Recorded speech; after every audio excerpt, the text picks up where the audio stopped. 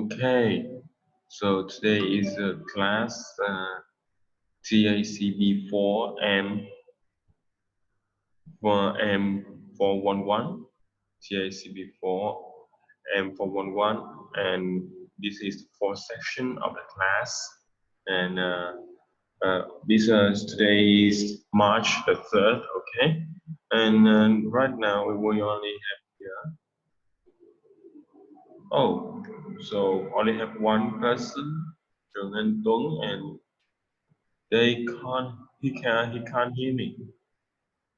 I must have him with that. This one. Hold on. Okay. Sounds like anh Tuấn cannot join me in today's sections. He has some problem with his micro and his audio. Cannot listen to me and he cannot speak to me. So it means that I have to do it all by myself. Để sẽ phải tự giảng ngày hôm nay rồi. Anh Tuấn không thể nào về tham gia cuộc này được. Micro không nghe và micro không nghe, không nói được. Okay, so please pay attention to the instructions, my instructions of today's lesson.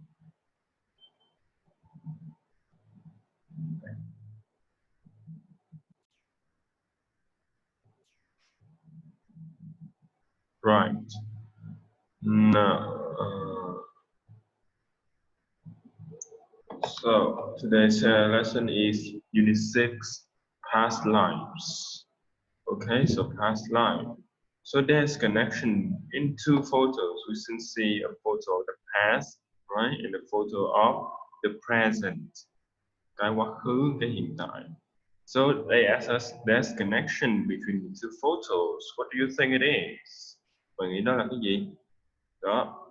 Thì bây giờ chúng ta sẽ so maybe because some of you can may think that this boy, little boy, is the man right now, is this big man right now, and this little girl is this woman right now in the present, okay? Yeah, some of you may think that. Có thể các bạn sẽ nghĩ người đàn ông chính là cô bé ngày xưa, và cô bé này chính là người phụ nữ ngày bây giờ. So now let's listen and find out. Track 56, Unit 6, Opener.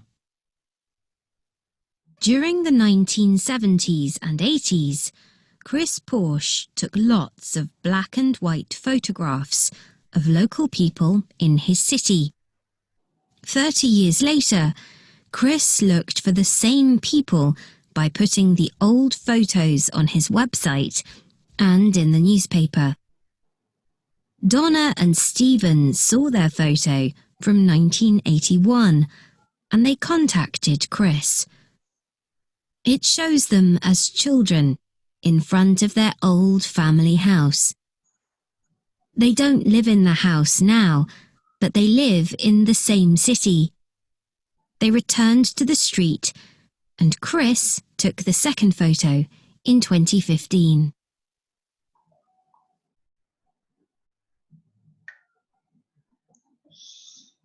So, did you get anything from the listening? No? Then, now we shall listen again and find out. I will pause right at the answer for you, right at the important points for you. Thầy sẽ bấm dừng tại những chỗ quan trọng cho các bạn. Track 56, Unit 6, Opener. During the 1970s and 80s, Chris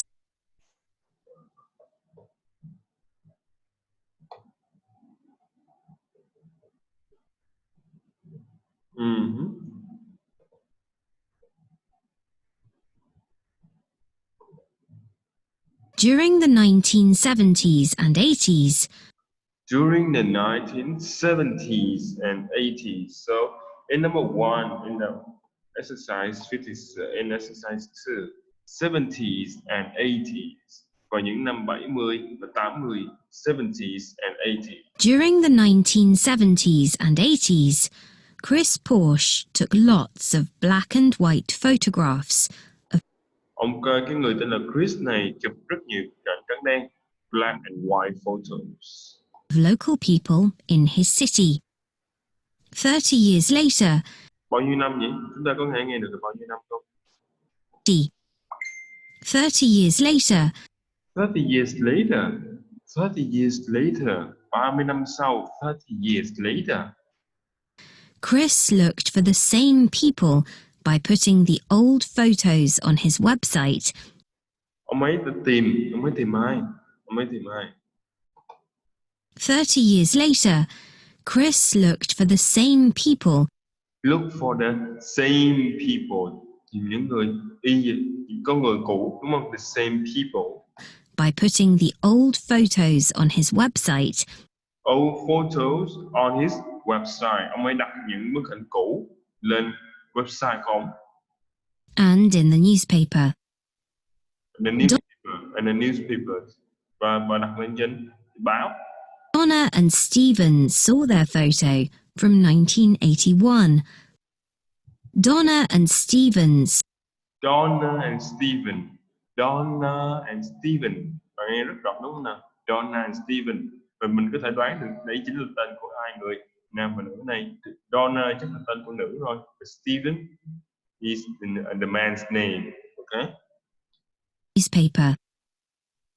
Donna and Stephen saw their photo from They saw the photo, right? They saw the photo. Họ nhìn thấy bức ảnh cũ của họ. But the first photo is from. Bức ảnh đầu tiên là từ năm nào? Stephen saw their photo from 1981. From 1981. 1981. Và bây giờ bức ảnh của họ, the second photo, when? And they contacted Chris. It shows them as children in front of their old family house. They don't live in the house now, but they live in the same city. They returned to the street, and Chris took the second photo in 2015.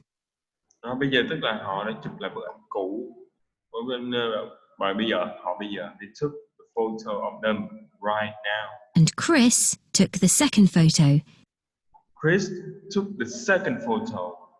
Tức là ông Chris, ông nhiếp ảnh ấy, the photographer, he took this picture, and at the present, in the present. And Chris took the second photo in 2015. In 2015.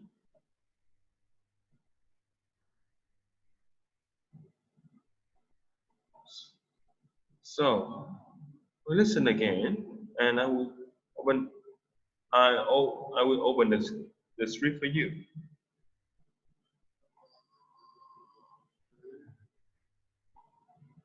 Track 56. Unit 6 Opener. During the 1970s and 80s, Chris Porsche took lots of black and white photographs of local people in his city. 30 years later, Chris looked for the same people by putting the old photos on his website and in the newspaper. Donna and Stephen saw their photo from 1981, and they contacted Chris. Các bạn lưu ý chúng ta có cái từ contact. Động từ contact tức là liên hệ, liên lạc với ai đó, với cái gì đó. Contacted. Donna and Stephen saw their photo from 1981, and they contacted Chris. It shows them as children in front of their old family house. To show them as children in front of their old family house. The family house. They don't live in the house now, but they live in the same city. Live in the same city, okay? Live in the same city. They returned to the street, and Chris took the second photo in 2015. took his sister, Chris, the photographer, Chris took the second photo in 2015, right now in the present. So in the past and in the present. So the first picture in 1981, the second picture from in 2015. As you can see here. So that is exercise 1 and 2. So the connection between the two photos. So this is the photo of two people in the family. So this boy and this girl, now a man and a woman. The first photo is from 1981 and the second photo is from 2015, as you have heard. Như các bạn đã nghe đấy. Match the phrases for talking about periods in time with the years.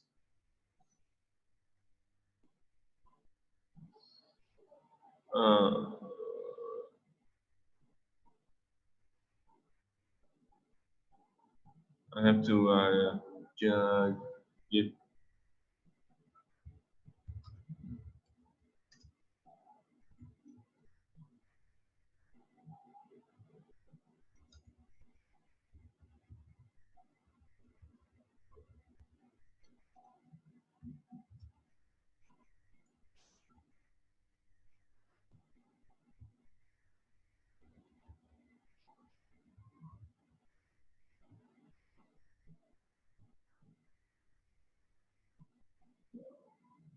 So now in exercise 3, they ask us to match phrases for talking about periods and time with the years. Nối những cụm từ chỉ thời gian với đúng cái năm đó. So we have the first one, the 1970s, những năm 70, những năm 1970. Các bạn để ý khi mà người ta để 70, but they put it in the plural form 70s, và đưa thành số nhiều, tức là người ta muốn chỉ nguyên một cái thập niên đó luôn, nguyên cái thập niên đó của thế kỷ đó. So the 1970s, những năm 70 của thế kỷ 20. Những năm 70 thế kỷ 20, hay chúng ta có thể nói là những năm 1970. Những năm 1970. So it's from 1970 to 1979. Được chưa nào? Đó, các bạn để ý khi mà người ta sử dụng số nhiều cho cái thời gian năm, tức là người ta muốn chỉ một cái thập niên luôn. The end of the 18th century, kết thúc của thế kỷ thứ 18, thế kỷ thứ 18. Vậy thì đâu nào? Đây phải không? No, this is thế kỷ thứ 19, the 19th century. So it must be this one. And check.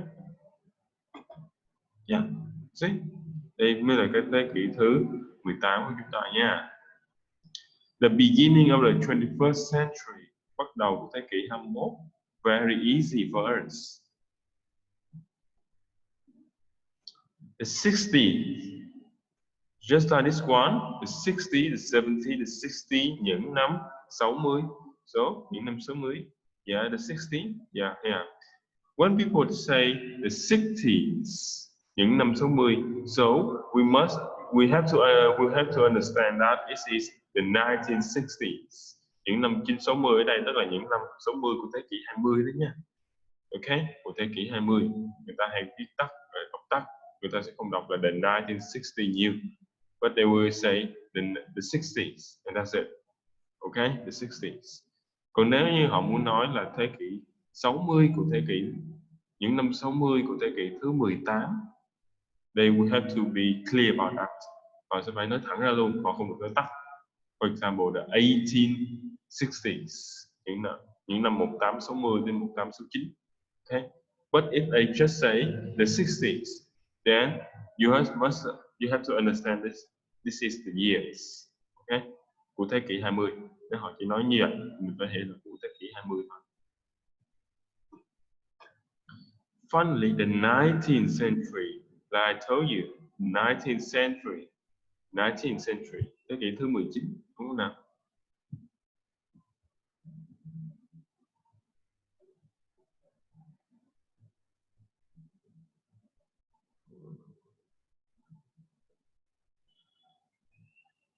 Right. So that is exercise 3. Now we come to exercise 4.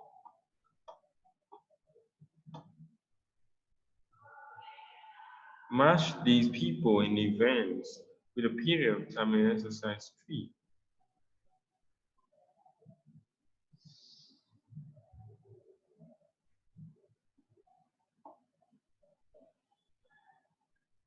Match the people and events with the periods of time. Nối những con người và những sự kiện sau đây với những cái khoảng thời gian, mốc thời gian này. Rồi bây giờ chúng ta thử làm nhé. Even I cannot, even I don't know all of these people and events. Thì các thầy cũng không biết rõ hết những con người và những sự kiện này đâu. So the first photograph, just make a guess, maybe in 19, the end of the 18th century, correct or not? No, I'm wrong. The euro currency, đồng euro. Are you guys good at history? Các bạn có giỏi về lịch sử không nào? So maybe the 60. No, I'm wrong again. The first mobile phone. This one.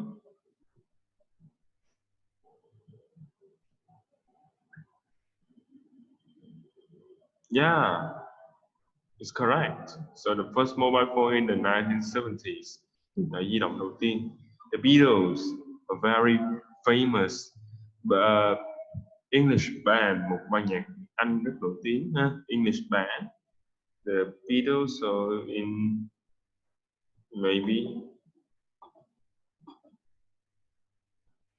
maybe this one. Yeah, I think the Beatles is in 60. But let's just find out, okay? American Revolution, cách mạng Hoa Kỳ. No, I'm wrong. Show on. So, the first photograph is in the 19th century, thế kỷ thứ 19. The euro currency is beginning of 21st century. Oh, đồng euro.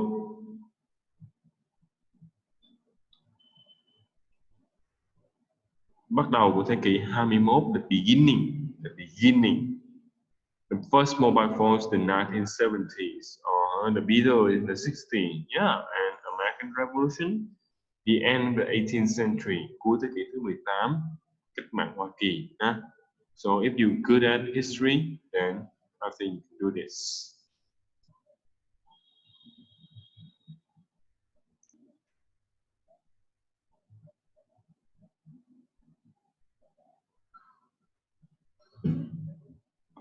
So that is the end of work in lesson 1, 2, 3, 4. So question number 5. How do you have a lot of family photos? So do you? For me, I have a lot of family photos. And how old are they? So about your family members, các thành viên trong gia đình. How old are they? Họ bao nhiêu tuổi rồi? Trả lời nào. Được chưa nào? Whose past life do you know? Whose past life do you know? Dùng chữ whose để hỏi thì chúng ta biết. Nếu các bạn chúng ta đã học từ những bài trước, whose có nghĩa là của ai. So whose past life, đời cuộc sống quá khứ của ai? Cuộc sống quá khứ của ai? Do you know mà bạn biết? Whose past life do you know? Cuộc sống quá khứ của ai? Whose, của ai? Thì trong cái bức hình, thông qua các bức hình, so through the photos, whose past life do you know? Whose past life do you know? Quá khứ của người nào trong gia đình bạn mà bạn biết. Okay? So that's a question for you to answer for yourself. Now we come to this part.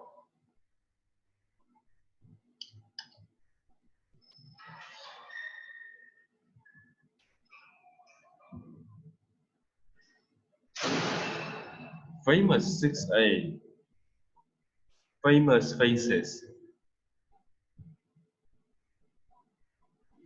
Những gương mặt nổi tiếng nào.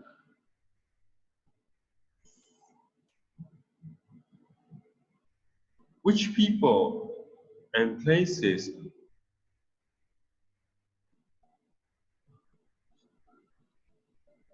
which people and places are on the notes and coins in your country? So notes ở đây notes danh từ notes có nghĩa là tờ tiền và coins đồng xu. So which people and places are on the notes and coins in your country? Đây là một câu hỏi để các bạn rất dễ cho các bạn. Hãy nhìn vào những tờ tiền của chúng ta hay những đồng xu, chúng ta không có tiền xu đúng không? We don't have coins, we only have notes. Notes. We only have notes in Vietnam, so are they? So people and places on the notes. Hãy thử nhìn vào những tờ tiền nào. So king, are they king, queens, or presidents? Chúng ta có vua chúa hay là hoàng hậu hay là tổng thống gì không? No. Usually we only have President. Yes, we have President Ho Chi Minh on our notes, right? President Ho Chi Minh on our notes. Scientists, musicians, writers, or artists? No, right? No. Places of building? Yes, a lot. Places of building, a lot. But I cannot ask you all about it right now. It will cost a lot of time, so I advise you to look. I advise you to khuyên các bạn là hãy thử nhìn vào các tờ tiền của mình đi. Look at your notes and find out about the places and or the buildings inside the notes. Hãy nhìn vào các tờ tiền, học thêm một số cái nơi. Thử hỏi coi chúng ta có biết những cái nơi trong các tờ tiền của chúng ta không? Yeah.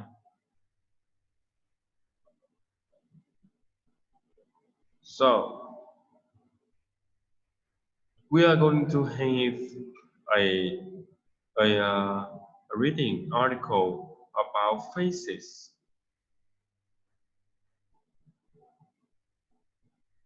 Oh, this is new. No. Oh, Tuấn Anh, he has fixed his micro. Tuấn Anh Tuấn, can you hear me? Can you hear me now? Still no answer.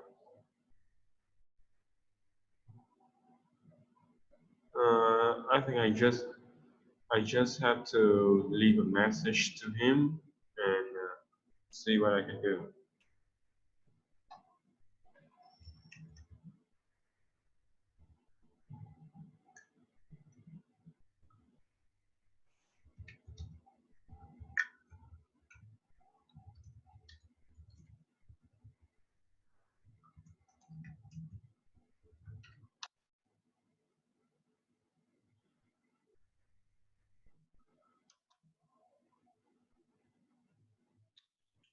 Oh man.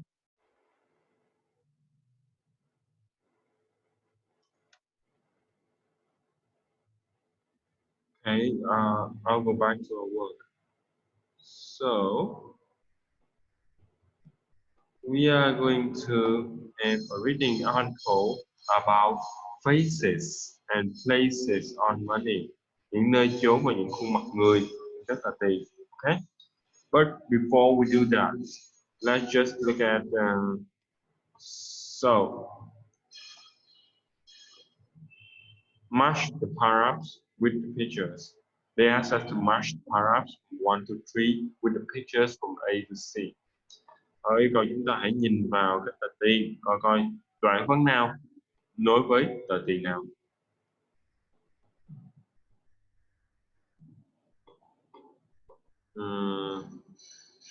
Can we do this?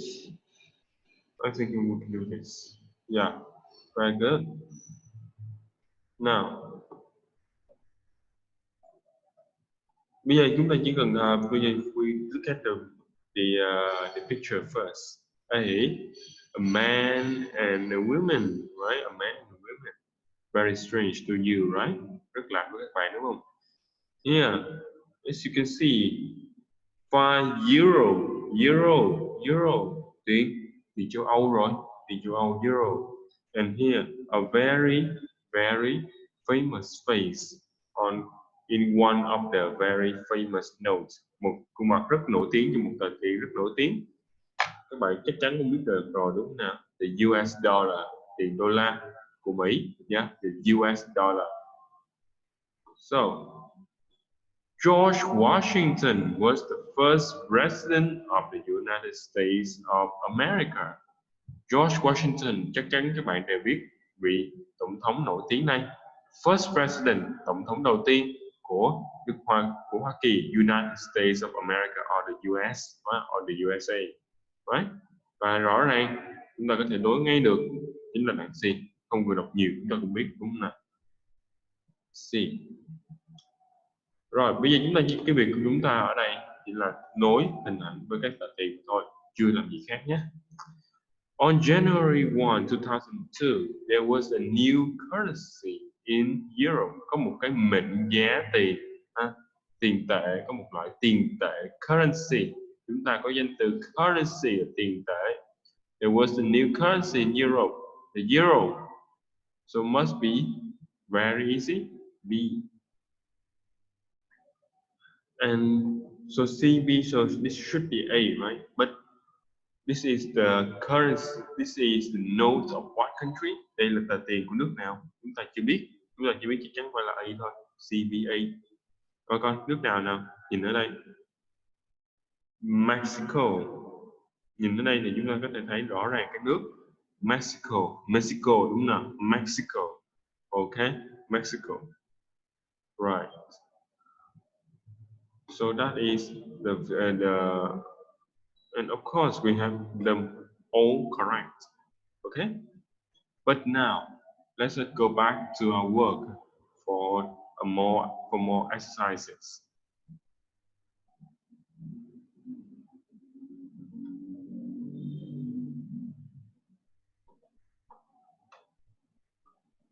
Now we have read the article again. Are these statements true or false? Đây là một bài tập về true false. Rồi.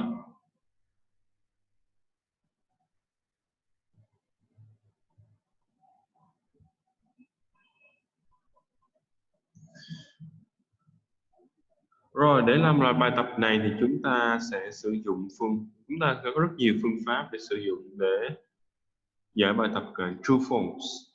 Một phương pháp mà chúng ta có thể dùng để tiết kiệm thời gian thì phương pháp này sẽ là đi ngược từ câu hỏi cho đến đoạn văn, from the questions to the paragraphs.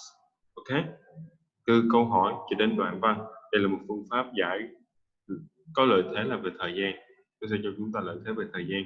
Ok, because we already know the paragraphs, what paragraphs talks about. Chúng ta biết cái đoạn văn nói về ai rồi, trong cái bài trước chúng ta biết rồi. Bây giờ chúng ta sẽ chỉ cần đọc cái này thôi. Right. Let me see. There's some tools here.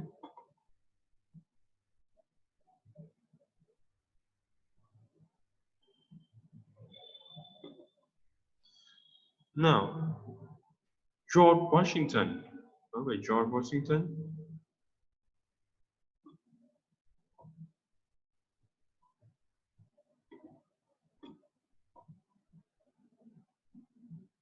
No. Chắc là để thầy một cái kia mới đánh dấu được.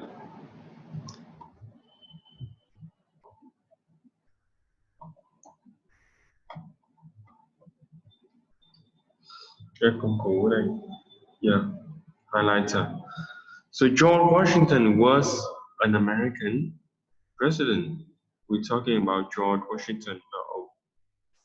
So the color is not good. Let me choose a different color for you. How about read? George Washington, American president. Và chắc chắn ở đây chúng ta để ý was quá khứ nhé. George Washington was American president. His face, gương mặt của ông ấy ở đây chắc chắn phải nói về George Washington nữa rồi. On every $10 note, on $10 note, về xuất hiện ở trên cái tờ tiền 10 đô, $10 note, tờ tiền 10 đô. Được chưa nào? $10 note. Các bạn lưu ý chúng ta không có sử dụng S nhiều ở đây, mặc dù là $10. Đúng không nào? $10. Khi chúng ta gọi là tờ tiền 10 đô, chúng ta sẽ bỏ đi số nhiều ở đây, $10, được chưa? Bỏ đi số nhiều ở đây. Chúng ta có một cái danh từ ghép với tính từ là một cái danh từ khác ha. Euro notes, nói về euro nè. Euro notes have famous faces, có những gương mặt nổi tiếng trên đó. Euro notes, famous faces. Some, đấy, người ta chỉ nói là some thôi, một vài thôi. Euro notes.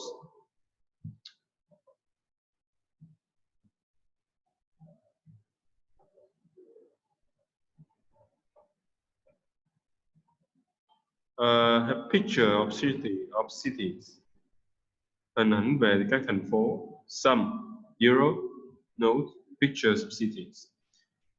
Frida Kahlo and Diego Rivera, chúng ta có hai cái người này ha, hai cái người này, tìm hai cái người này thôi. They are artists, họ là các nghệ sĩ, họa sĩ, nghệ sĩ gì đó, artists. Their faces, chắc chắn vừa nói về hai người ở cùng số 5 rồi. On different Mexican notes, trong những cái tờ tiền Mexico khác nhau. Okay, right.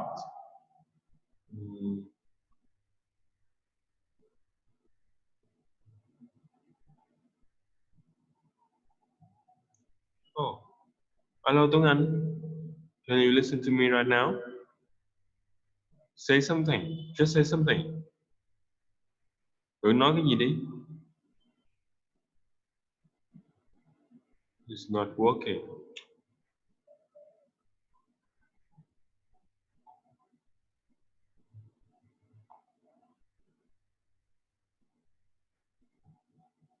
Say something Tuấn Anh.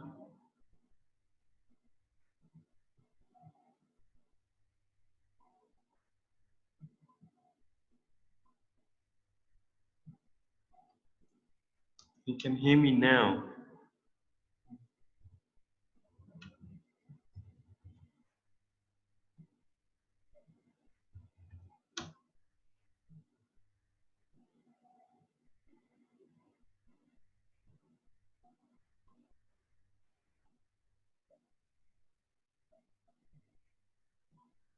Okay, so we will find now George Washington.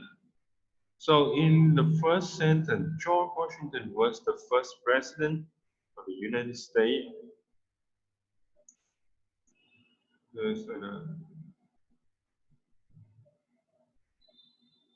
Oh, no, he cannot talk to me. Okay, let's see what I can do.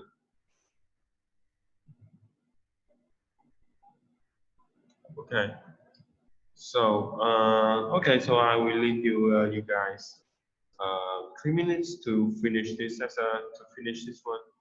No, only 2 minutes. Yeah, only 2 minutes to finish exercise 3. Các bạn sẽ có 2 phút để làm bài số 3 nhé. Right.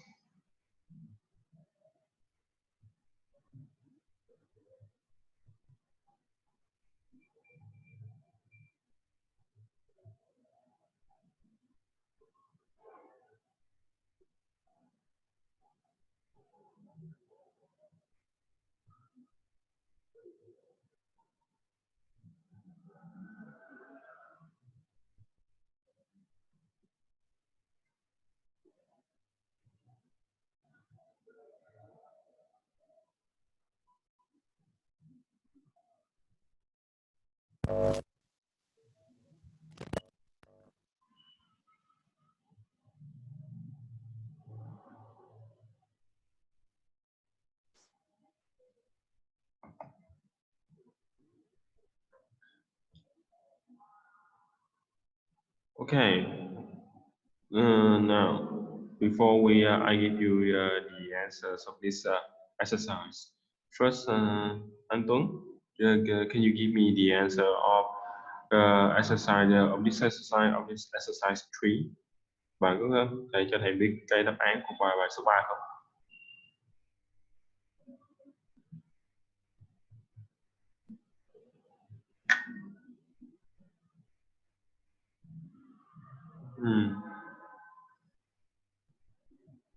Không biết vị gì nữa rồi.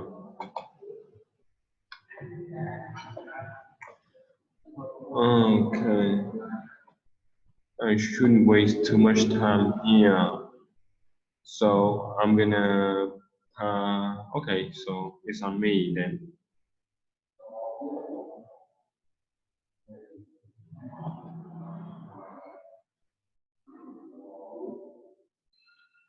So George Washington, we say the first sentence. George Washington was an American president. And here, as you can see, George Washington was the first president of the United States of America. So this one must be true. Câu này là đúng rồi.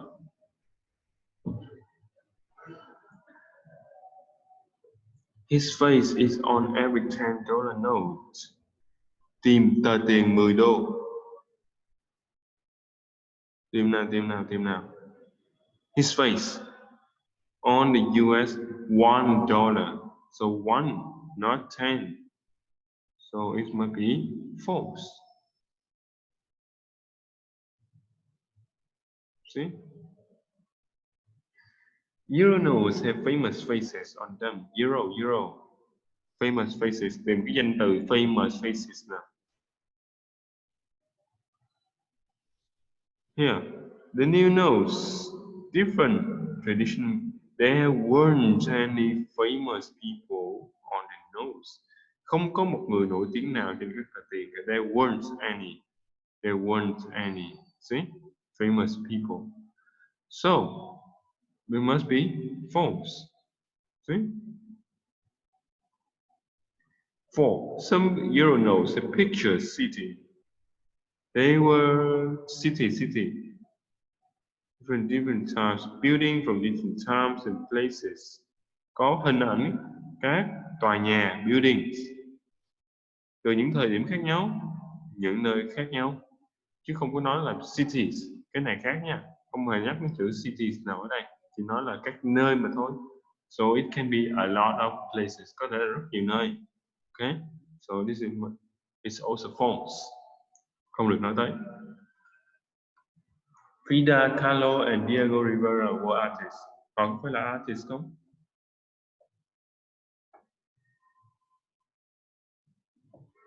Frida Kahlo painted, studied art. Vẽ, học về nghệ thuật. Thì chắc là artist rồi nè. She married the artist Diego Rivera. Bà ấy cưới với ông họa sĩ Diego Rivera. So, yeah, artist, true. Họ đều là artist cả. Bà này học về nghệ thuật và ông này cũng được nói tới là artist đúng rồi. Their faces are on different Mexican notes. Notes, tìm từ tì nào. Frida and Diego faces are on the Mexican 500 peso note. Khuôn mặt của họ xuất hiện trên tờ tiền 500 peso note. Okay, 500 peso note. Different? No. Đâu có different đâu. Chỉ nằm trên tờ tiền 500 peso note. So, yeah. See? So this is the end of exercise 3.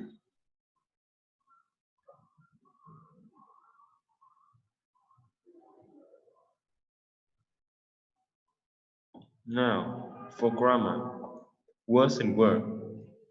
So usually words and verb, we know động từ was were, we know was were is the past tense or past form of to be, right? Is are in the present, was were in the past. And was were.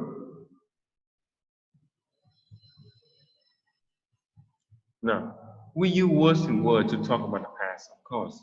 Was and were are the passive form of be, yeah? Were after you, they, and we. We use was after I, he, she, it. Rất đơn giản đúng không nào? Rồi, động từ to be, vì nó vẫn đơn giản là động từ to be mà thôi. Đúng không nào? Nó vẫn là động từ to be mà thôi. Thì động từ to be cho chúng ta biết về nơi ở, thời gian, nơi chốn, cũng như là cái trạng thái. Đúng không nào? Trạng thái, tên tuổi, địa điểm, thời gian, nơi chốn. Đó. Thì chúng ta sử dụng động từ to be. Nói chung là không hề có bất kỳ hành động nào trong câu thì chúng ta sử dụng động từ to be. Không có một cái động từ chỉ hành động nào trong câu thì chúng ta sử dụng động từ to be. Pablo Picasso was a famous Spanish artist. Tên tuổi. Vincent van Gogh wasn't rich. Wasn't, không có giàu. Vì cái trạng thái. We were on holiday last week. Ở đâu? Chúng tôi đã đi vào kỳ nghỉ tuần trước. Well, we weren't at the gallery. Question. So for the questions, we just put there to be. What were? At the beginning of the sentence, like this one, was Lisa at work yesterday? Chúng ta chỉ cần đặt động từ to be ở trước đầu câu thôi, còn lại viết lại hết. Yes, she was. No, she wasn't. Where was the party? Khi người ta muốn dùng câu hỏi WH questions thì chúng ta chỉ cần đặt WH word at the beginning of the sentence, đặt lên trước nữa. Where was the party? Bữa tiệc đó đó. And the same for were. See? The same for were. Và nhớ, were, yes they were, no they weren't. Rất nhiều bạn đọc sai hai từ wasn't và weren't. Was, wasn't. Were, won't, okay, won't. And there are no contractions. Was và were thường không viết tắt nha. Was were không có viết tắt nhé, không viết tắt được. Chỉ có wasn't và won't thì còn viết tắt được. Was not và were not thôi. Được chứ nào? Cái này thì dễ rồi. Giờ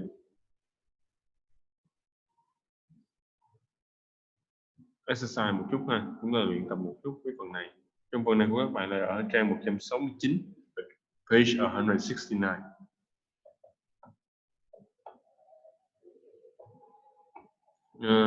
Ở đây có rất nhiều bài tập cho các bạn để các bạn về nhà các bạn làm. Thì thầy sẽ làm một vài bài thôi. Bài số 1.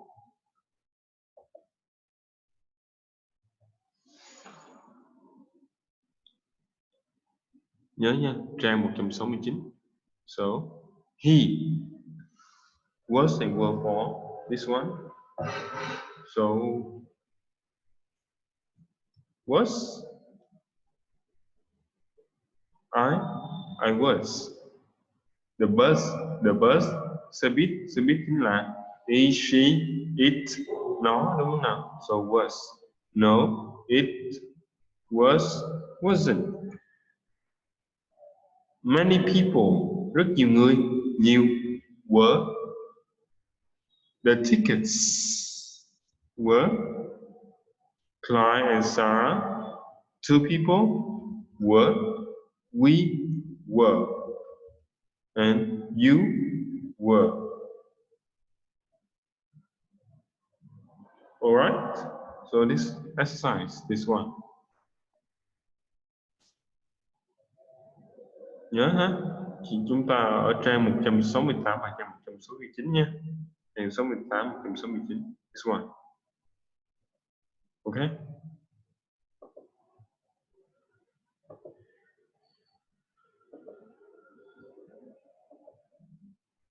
Phần này thì Đắc Hồi sẽ là cho phần ngữ pháp sau.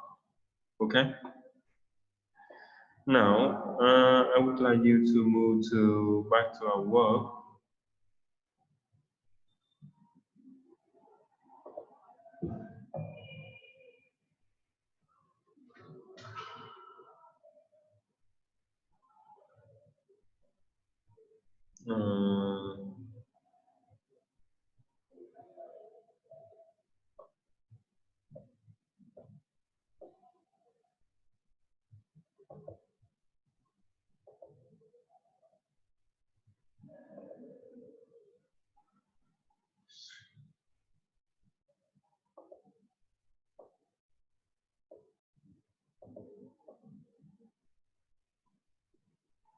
Now, choose the correct option to complete the text about Queen Elizabeth.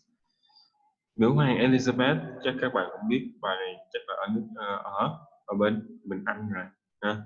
Queen Elizabeth. Now, I will give you like 1 minute to complete this exercise. After that, I will show you the answers myself. Okay, 1 minute, please.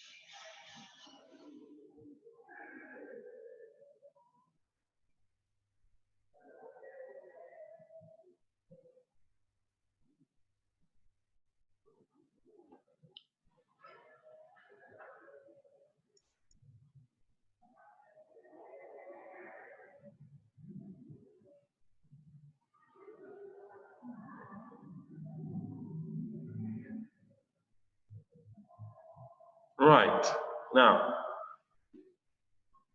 so the famous face of Queen Elizabeth II is on many different notes. When she was she, so this must be, was a child. She was on the Canadian dollar. Cô bài xuất hiện trên tờ tiền của Canada, Canadian dollar. That was in 1936 by their 9 countries. Số nhiều, the word with her face on the notes, but surprisingly, the Queen's face, gương mặt của nữ hoàng một thứ thôi, wasn't on the British pound notes until 1960, và không xuất hiện trên cái tờ tiền bảng Anh British pound notes until 1960. For a long time, there any happy faces, so weren't. In 2002, there a happy face happy face, so should be was. Okay, was. All right.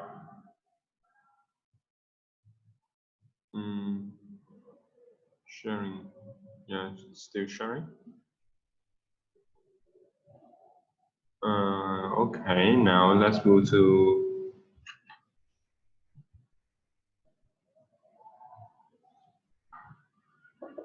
the next one. Vocabulary time expression.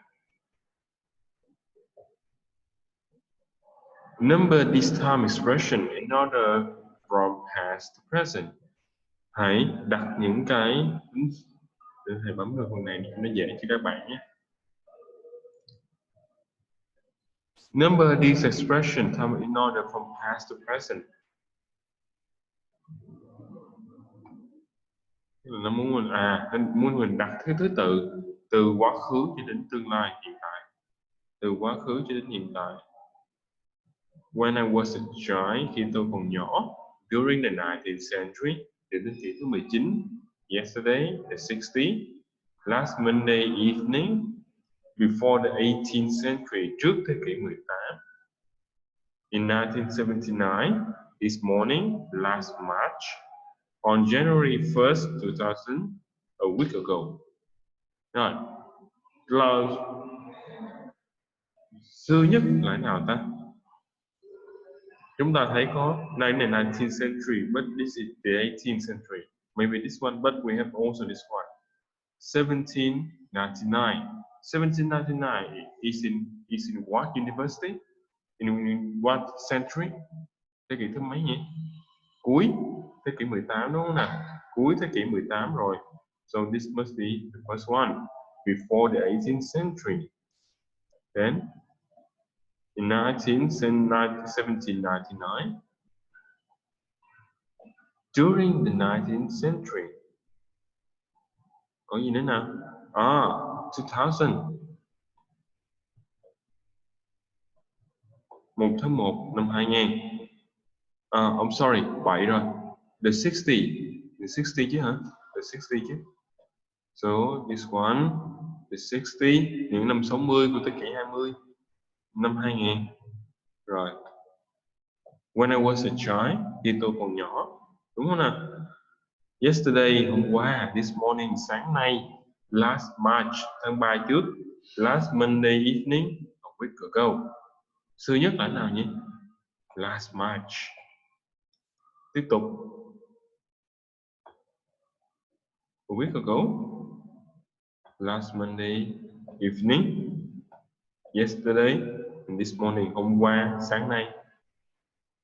Correct or not? Yeah, we got it all correct. Yeah.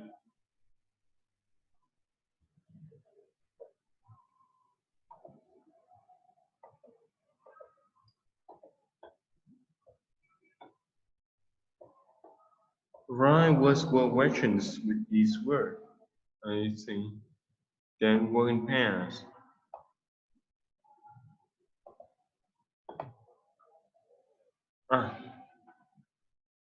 So about what's the word, right? Then ask your friends, First one, when your parents, so must be were. When your last holiday, so must be was.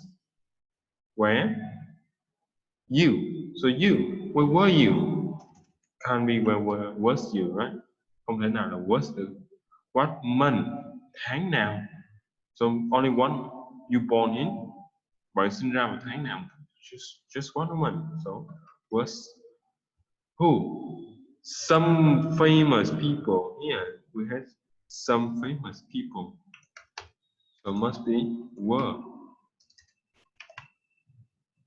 And that is the questions. That is the answer for us.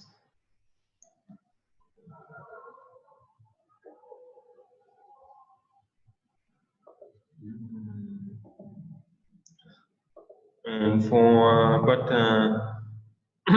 for this exercise, you after complete the questions, sau khi hoàn thành xong cái câu hỏi. Then you can ask your friends, work in pairs, ask your friend questions, use some expression in your answer. Sử dụng những cái khoảng thời gian này để trả lời những câu hỏi này của chúng ta, được chưa nào? Nên là phần 2 người nên thầy không thể nào mà làm được, các bạn phải tự làm mà thôi. Past simple regular verbs. Nãy giờ chúng ta đã nói về động từ was, were. Đây là động từ của động từ to be, hai dạng của động từ to be. Thế còn những động từ khác thì sao? Các bạn sẽ hỏi những câu đó. Thế, so we have. So look at this. I think you already learned this in the past, but we will have a revision today. Past simple regular verbs, các động từ thường. Những động từ thường chúng ta sẽ gọi là những động từ chỉ hành động nhé, thì gọi là động từ thường. Động từ to be là động từ chỉ trạng thái, nơi chốn, thời gian, thì nó sẽ khác với động từ thường chỉ hành động. So for regular verbs we have to make it into past. So for past simple regular verbs, những động từ thường mà nó có quy tắc thì chúng ta thêm ed vào, rất quen thuộc nào, đúng không nào? Add ed to the verb. So for example, work, worked, watch, watched, right? Past simple verbs never change. We use the same form for all persons. Chúng ta không có chia theo chủ ngữ nữa, tất cả đều như nhau cả, right? Rất quen thuộc rồi. Next one. Spelling. Tính vân. So some verbs, cách viết chính tả nào. We change the spelling. With verbs we ending in e, we add d. Có e sẵn rồi thì chỉ thêm d vào thôi. With verbs ending in consonant y, we change y into ied. Study, studied. Động từ kết thúc bằng âm quái thì tính thành ied. Vowel consonant, có dạng vowel consonant. Nguyên âm đi với phụ âm. Double the consonant and add ed. Travel, double the consonant L, double the consonant N, right? See? Nguyên âm đứng trước phụ âm thì double consonant, tăng cái gấp đôi cái phụ âm trước khi chúng ta thêm ed. Never double the consonant W, X or Y. Đây là những cái consonant đặc biệt W, X or Y. Chúng ta không cần phải double lên, đúng nào? Không cần phải double lên với ba thằng này nha.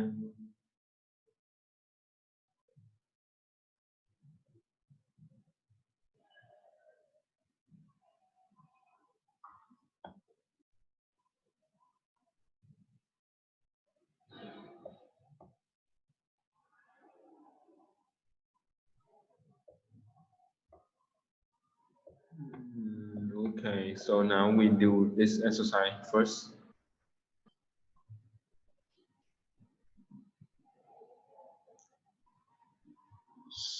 Rồi, các bạn sẽ có 1 phút để làm bài này ha. Các bạn sẽ khi các bạn xem video này, các bạn hãy bấm dừng 1 phút và các bạn làm bài, sau đó các bạn sẽ quay trở lại để xem đáp án. Bây giờ thì thầy sẽ cho các bạn xem đáp án luôn. Barack Obama. So we leave. Mới nói xong leave ed, right? Study y ied. Painted. Die. Có y sẵn rồi thì chỉ cần thêm đi thôi. Travel. Vowel consonant, nguyên âm đứng trước phụ âm. Angela Merkel. Work, ed. I finish, ed. My parents, ed. Right? Yeah, so that's it.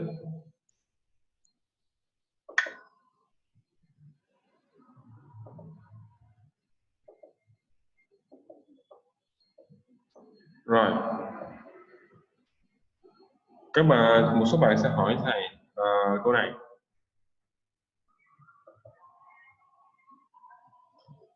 Các bạn sẽ hỏi thầy phần này.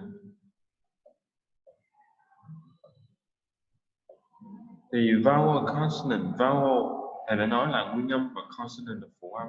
Vậy thì vowel là gì và consonant là gì? Thì các bạn để ý ở đây chúng ta có,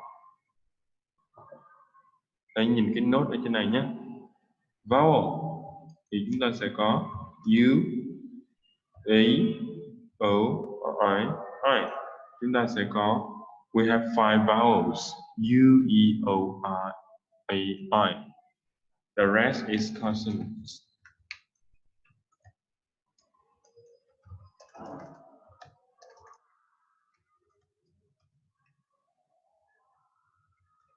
Tất cả những từ, những từ còn lại, những âm còn lại thì gọi là phụ âm.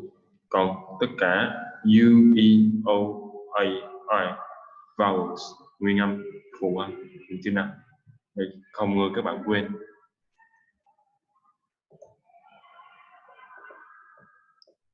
Yeah. Ở nhà thì các bạn có thể làm thêm bài tập ở đây. Trang 169 như cái phần lúc nãy mà thầy đã hướng dẫn cho các bạn làm đấy. Trang 169.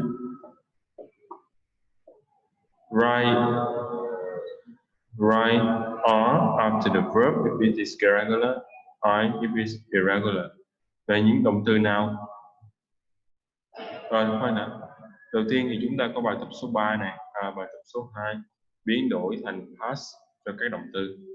Bài tập số 3 past cho các động từ. Bài tập số 4 đâu là động từ có quy tắc thêm ed, đâu là động từ bất quy tắc.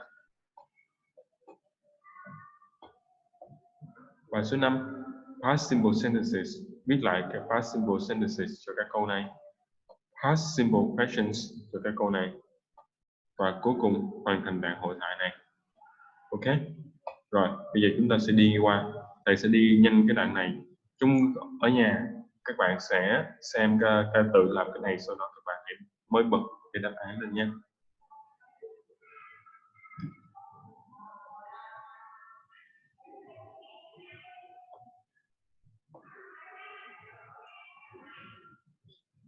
Rồi, tới đây thì các bạn hãy dừng video lại chừng 2 phút để xem đáp án nhé.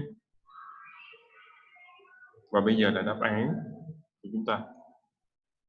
Tên người be, tên người một người was, she was, she, get thì got, right? Get, got. Have, had, started, worked, she wrote, right? Wrote, viết đúng không nào? And died. Okay?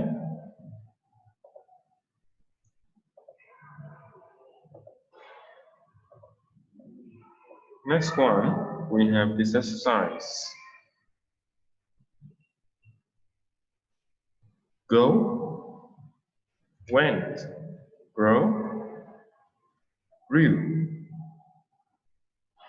make, made, do, did, find, found, talk, talked, buy, bought, see, saw, paint, painted, write, wrote,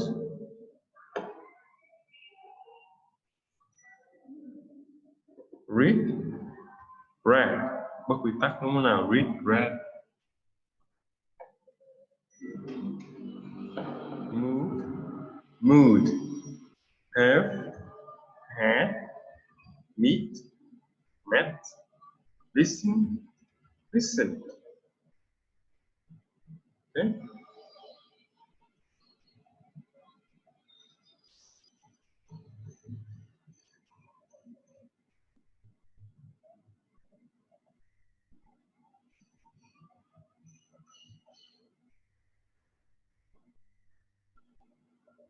This one. Viết câu. Rồi, bài này các bạn sẽ có 3 phút để viết câu nhé. Các bạn dừng video là 3 phút. Rồi, bây giờ sẽ là phần đáp án cho exercise 5. We not go. We not go. So, we did not go on holiday last year.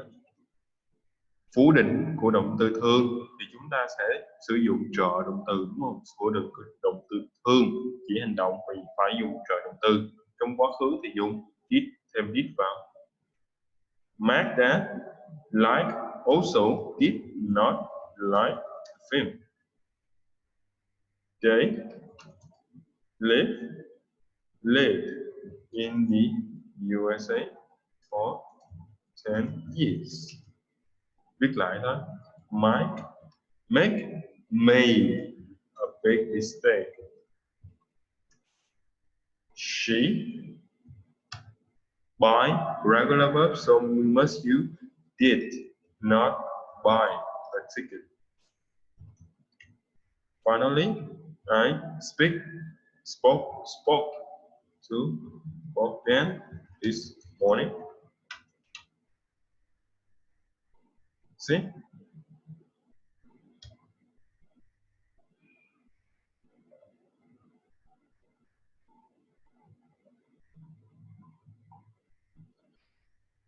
Tới bài này là một bài đặt câu hỏi.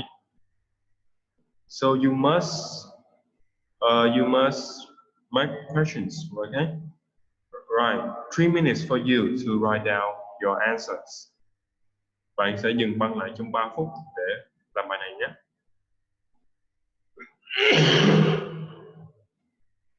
Bây giờ thầy sẽ cho các bạn đáp án. Chúng ta có đọc các câu sử dụng động từ thường. Các câu sử dụng động từ thường mà không có từ để hỏi là what, where hay là how như thế này. Thì đây là những câu hỏi dạng yes no questions. Yes no questions we must use, và cho động từ thường nữa thì chúng ta phải sử dụng trợ động từ là did. Did you live in a house or apartment? Có động từ, có câu từ để hỏi là what thì để what đầu câu, dùng trợ động từ tiếp. What did they do last night? Where, trợ động từ tiếp.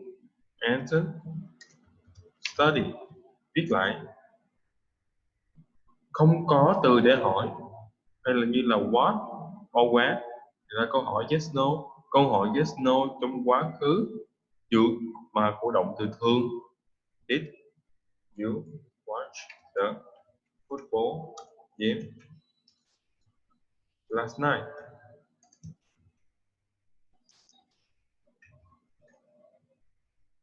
Câu hỏi trong quá khứ không có từ để hỏi, tức là dạng yes no, sử dụng trợ động từ với động từ thường. Did the food taste nice?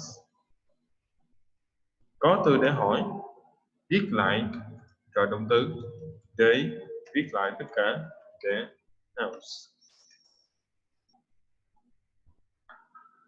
Okay.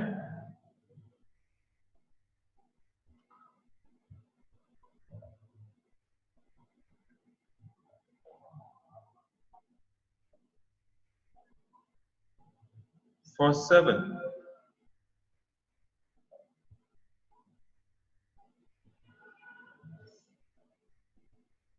Rồi, ở phần này chúng ta cũng sẽ làm y như vậy. Chúng ta cũng sẽ điền vào chỗ trống với những từ trong ngoặc, hoàn thành câu, đoạn đối thoại. Bạn có thể ngừng băng trong vòng 3 phút để làm bài này nhé. 3 minutes. Bây giờ thầy sẽ cho các bạn xem đáp án.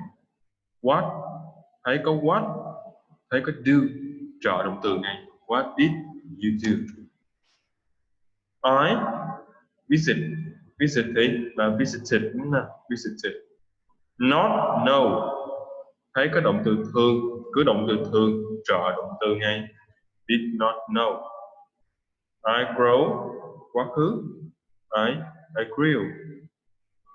Thấy có động từ thường, bạn có sử dụng trợ động từ ngay. Và đây không phải là đây là câu hỏi dạng yes no bởi vì không có từ để hỏi. So, did you like? Yes, B, it was, we, late, right, late. Động từ thường, regular verbs. Động từ thường, động từ chỉ hành động. Sử dụng did chắc chắn là trợ động từ rồi. Không có từ để hỏi nữa, không có WH nữa, words nữa thì did you have? Yes, we do, we did, but we not have, động từ chỉ hành động. Did not have.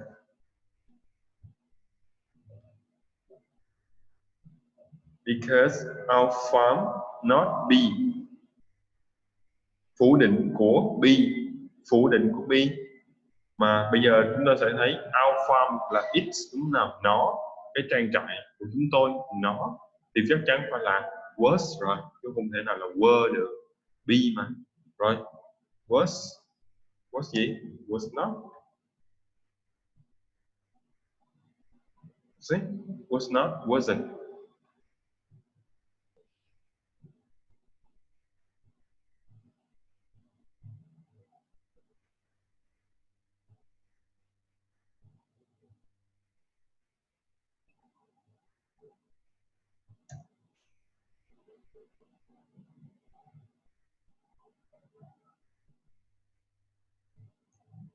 Phần cuối cùng trong bài số A, in this 6A is about pronunciation.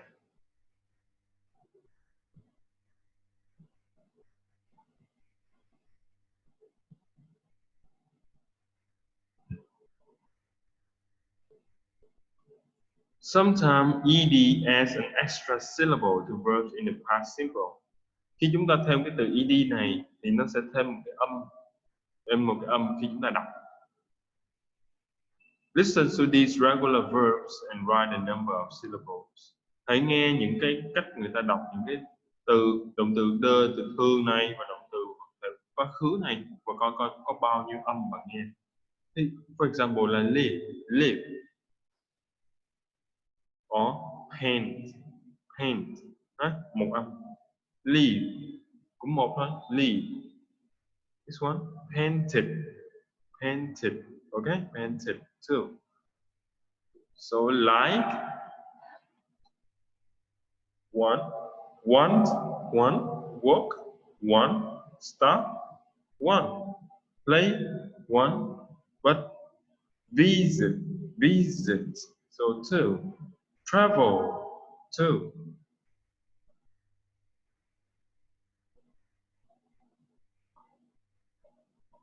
Right? How about this one? 3. Like. Liked. See? Still one. Wanted. Two. How about this one? Worked. 5. Work. Worked. Still one, right? Still one. Worked. For this one, of course, started, right? Started. Two. 7. Play. Played. Played. One. Visited, right? Visited. So must be 3. And finally, 9. Travel. Travelled. see, only 2. Okay?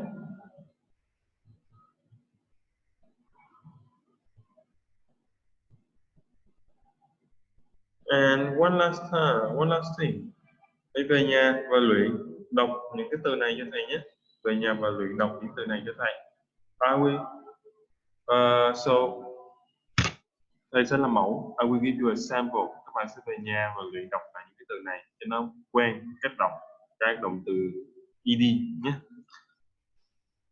Live, lived, paint, painted, like, liked, want, wanted, work, worked, start, started, play, played, visit, visited, travel, traveled. Okay? Okay, so now we will have a rest in 20 minutes. Then we will go back and have our next lesson in 6B, visiting the past. You will have 20 minutes for rest now. Qua những bài khác thì các bạn có cho những bài khác thì chúng ta có thể đi qua phần mềm. Thầy sẽ dừng video lại trong vòng 20 phút nhé. Còn với các bạn đang xem video này tại trên YouTube thì các bạn thì video sẽ tiếp tục từ đó.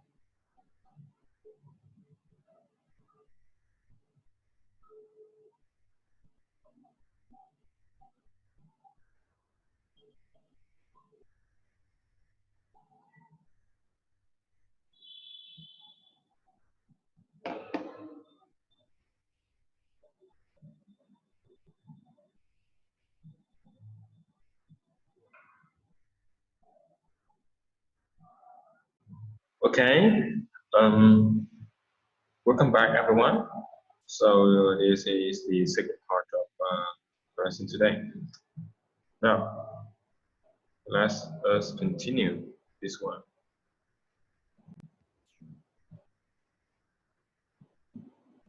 Yeah, so 6B, visiting the past.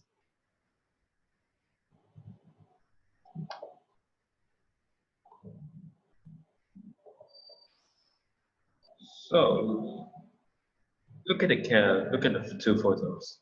So here we can see a man or person, một người. They are climbing, right? They're climbing this mountain, yeah, this mountain, yeah. This is look like the windows, cửa sổ này đúng không? Nhìn có vẻ như những cái cửa sổ này, yeah. And this one is a woman. What is she doing here? She's setting the fire. Đốt lửa lên, nhóm lửa lên. Setting the fire, right? Setting the fire. And they ask us in question one, why do you think the caves are important to the woman? Tại sao lại nghĩ như vậy? So it's on you. What do you think about why? Why are the caves? Ở đây thì người ta gọi những cái này là caves, hang động ha. Caves are important to the woman. Tại sao những cái hang động này thì nó quan trọng với những người phụ nữ này? What do you think the caves are important to the woman? So we will have our activity here. Listen to part of a TV documentary. Documentary vài đợt trước chúng ta đã học rồi. Documentary, phim tài liệu. Hãy xem một đoạn phim tài liệu và kiểm tra cái suy nghĩ của chúng ta trong riêng các bạn trong bài 1 nhé. Các bạn 1, các bạn nghĩ như thế nào? Bây giờ cùng kiểm tra lại.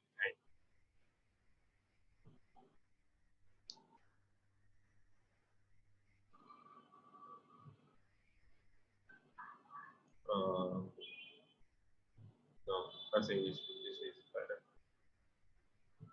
Track 60, Unit 6B. The Mustang region is in the Himalayan mountains of northern Nepal, and it's famous for its ancient caves. Humans made the caves about 1,000 years ago, and many people lived in them until the 15th century, before they built houses and moved to towns. The caves were warm and dry, and they were safe because of their location. Even today, you can find people who lived in the caves. This woman, Yandu Bista, was born in a cave, and she grew up here with her family. Life was difficult. They didn't have water in the cave, so she went to the river every day and brought water up the mountain. In the end, her family moved to the town, but she says, "I like living in a cave better." Okay, chúng ta nghe một đoạn rất khá là dài ha. Ok, bây giờ chúng ta sẽ nghe lại một số phần trong cái đoạn tài liệu này, phim tài liệu này. Track 60, Unit 6B. The Mustang region is in the Himalayan mountains of northern Nepal. So, Himalaya, Himalayas. Người sống ở Himalaya, Himalayas. Himalaya, Himalaya ở đâu thì các bạn biết rồi. Himalaya. And it's famous for its ancient caves. It's famous for its ancient and it's famous for its ancient caves. ancient caves. Caves, ancient caves. Ancient mean very old. Very old caves. Okay, very old caves. Right. It's famous for the ancient caves. Okay. Humans made the caves about 1,000 years ago. About 1,000 years ago. Cả ngàn năm trước rồi. And many people lived in them until the 15th century. Họ đã sống tới khi nào nhỉ? Họ đã sống tới bao giờ? Nghe kỹ tới bao giờ nhỉ? In them until the 1,000 years ago. And many people lived in them. Many people lived in them. Nghe thấy không nào? Lived in them. Until the 15th century. Until the Before they 15th century, tới tận thế kỷ 15 lần. lived in them until the 15th century. Before they built houses and moved to towns. Trước khi rồi sau đó là xây nhà, đúng không? Build houses. The caves were warm and dry, and they were safe because of their location.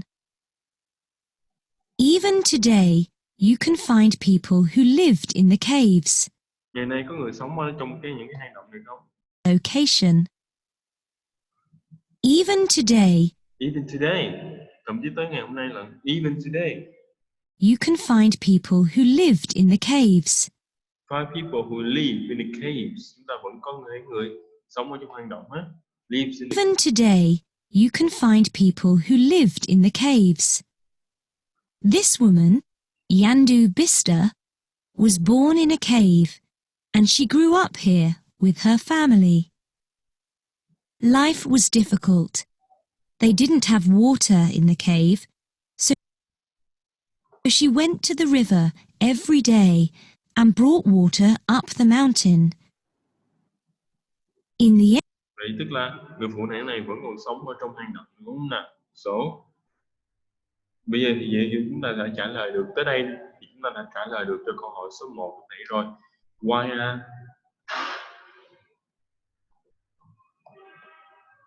Why do you think the caves are important to the woman? Because she lives in the caves. Tại sao cái hang động nó quan trọng với phụ nữ? Bởi vì bà ấy sống trong đó. Tự nhiên nó quan trọng với bà ấy rồi, đúng không nào? Because she lives in the caves. Okay? I will move this one.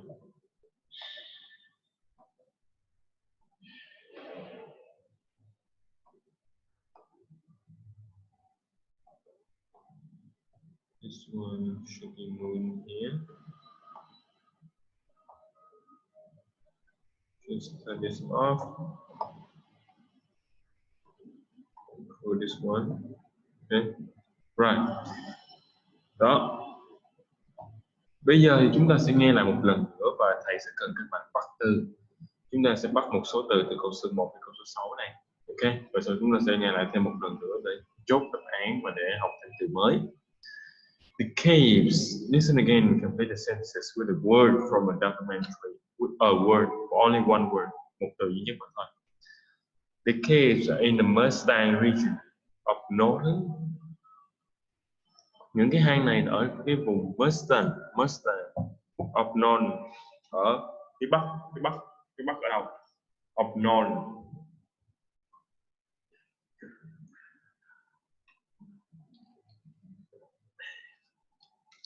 Of northern phía bắc ha. Chúng ta có cái từ north là hướng bắc và northern tính từ của nó là phía bắc. Northern, okay? Northern phía bắc ở đâu? Humans made a cave about cái này quá dễ đối với các bạn lúc nãy rồi. Many people live in them until cái này lúc nãy cũng có nghe rồi, đúng nè. The caves were warm and những cái hang này thì nó ấm và nó như thế nào? Yandu Bista was in the cave. Cái người tên là Yandu Bista này thì như thế nào trong cái hang động này? Chúng ta cần một cái, ở đây thì chúng ta cần một cái tính từ đúng không nào? Câu số 4, câu số 4 thì chúng ta cần tính từ, bởi vì mình thấy có warm and thì phải là tính từ ở đây. Yandu Bista was in a cave. Yandu Bista thì như thế nào trong cái hang động này? Was như thế nào trong cái hang động này? Ok, như thế nào? In the end, her family moved to the town, but she says, I like living in a cave. Cuối cùng thì gia đình cô ấy cũng chuyển về sống ở trong thành phố, nhưng mà cô ấy nói gì? Tôi thích sống ở một cái hang động. I like living in a cave. Tôi thích sống trong cái hang động. Chứ biết nhau như thế nào đó. Ok. The end, her family 60. Unit 6B. The Mustang region is in the Himalayan mountains of northern Nepal, and it's famous for its ancient caves. Humans made the caves about 1,000 years ago, and many people lived in them until the 15th century, before they built houses and moved to towns. The caves were warm and dry, and they were safe because of their location. Even today, you can find people who lived in the caves. This woman, Yandu Bista, was born in a cave, and she grew up here with her family. Life was difficult. They didn't have water in the cave, so she went to the river every day and brought water up the mountain. In the end, her family moved to the town, but she says, I like living in a cave better.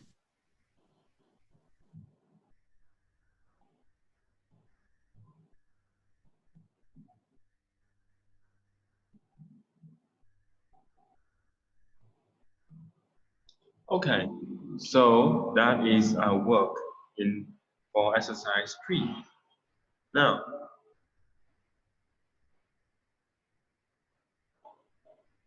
bây giờ thầy sẽ cùng các bạn sửa bài này ha.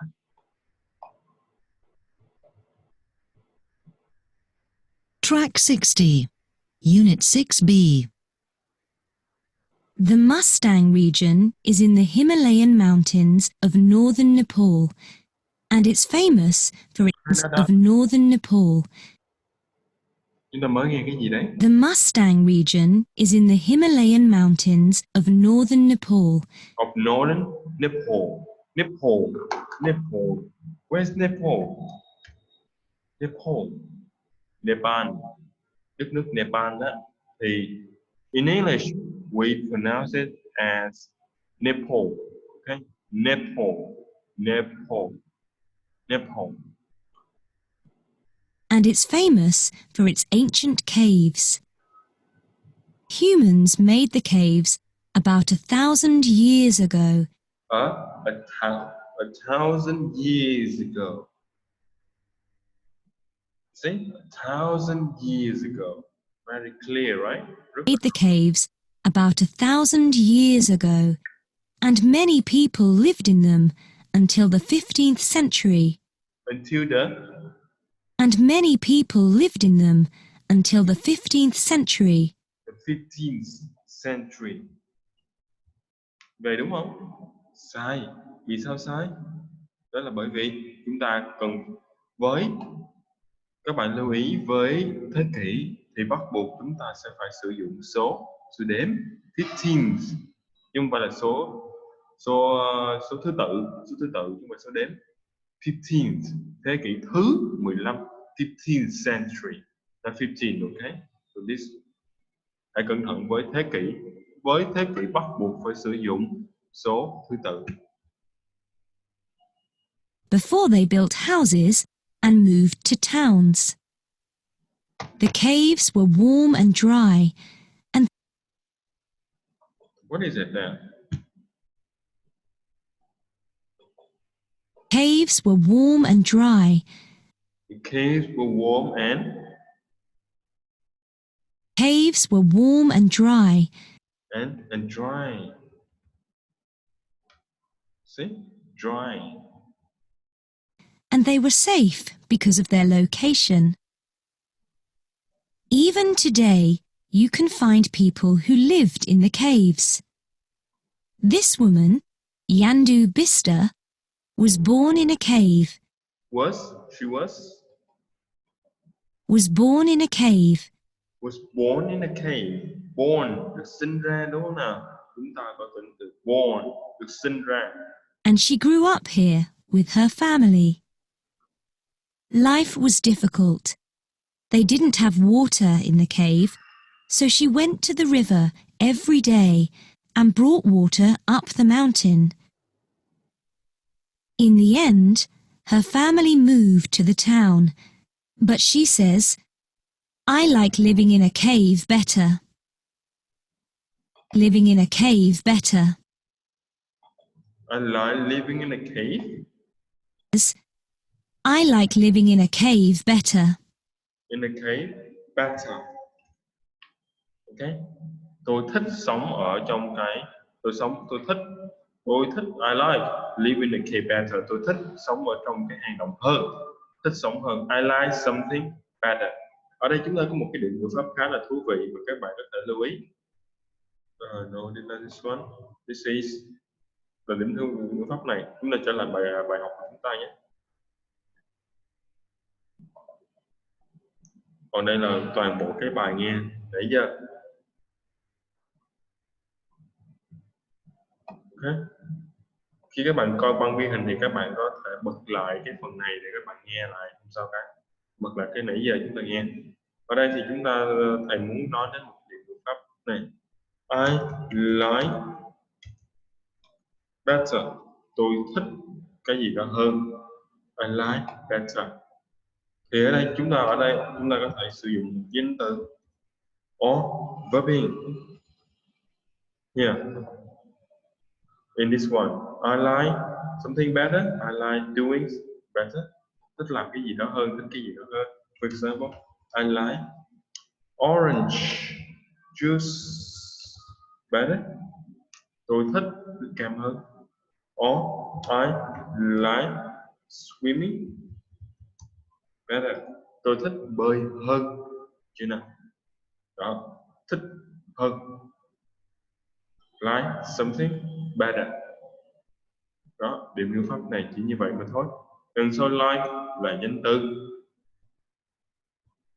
Hình như chỗ này thì viết sai chúng ta này.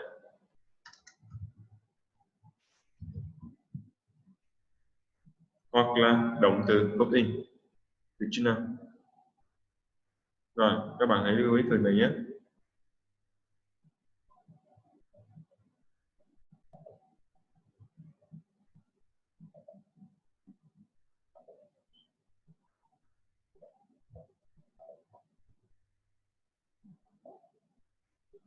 Rồi bây giờ chúng ta sẽ trở lại cái phần ngữ pháp.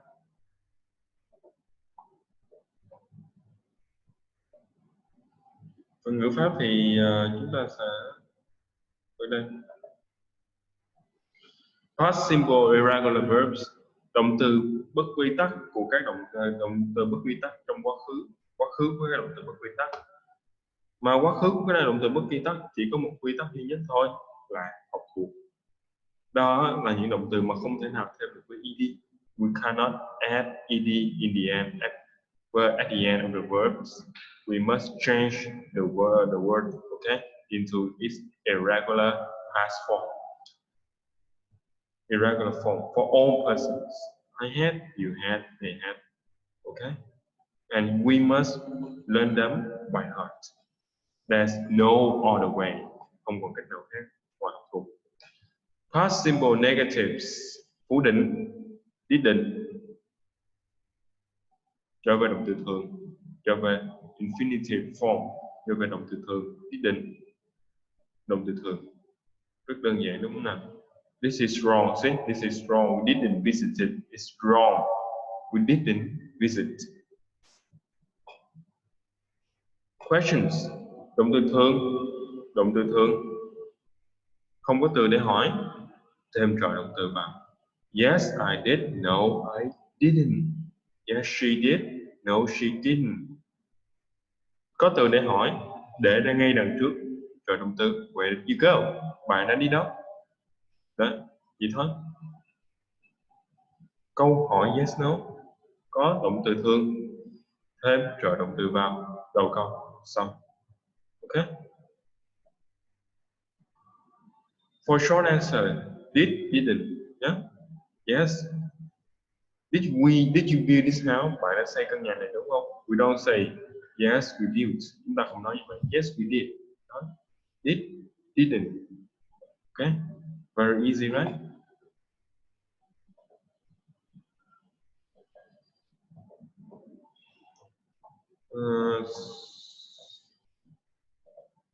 I think we have done this before.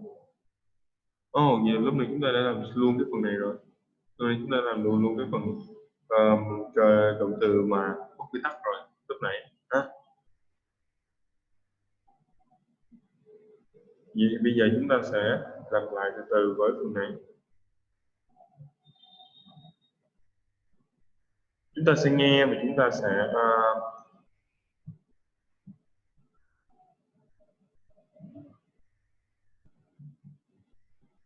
complete. Okay. Họ yêu cầu chúng ta take access to complete the phrases with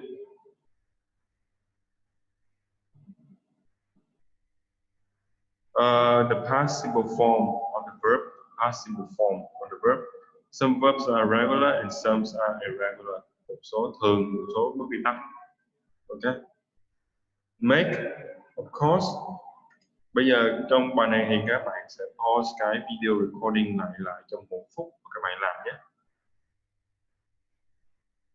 Right.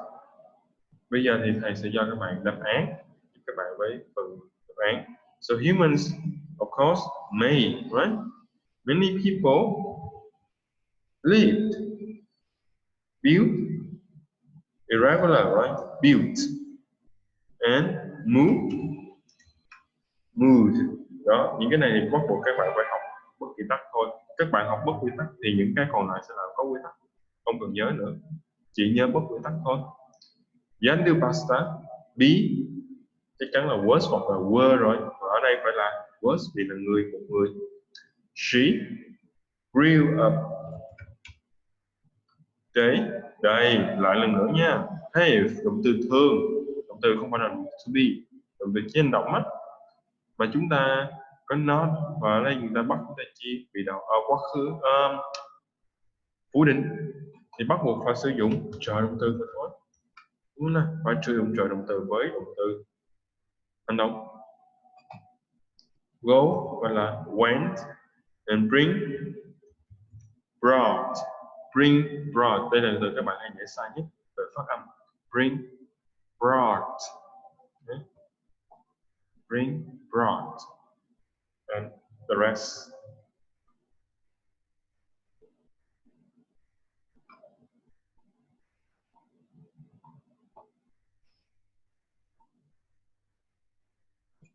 Rồi hoàn thành bài tập này nào.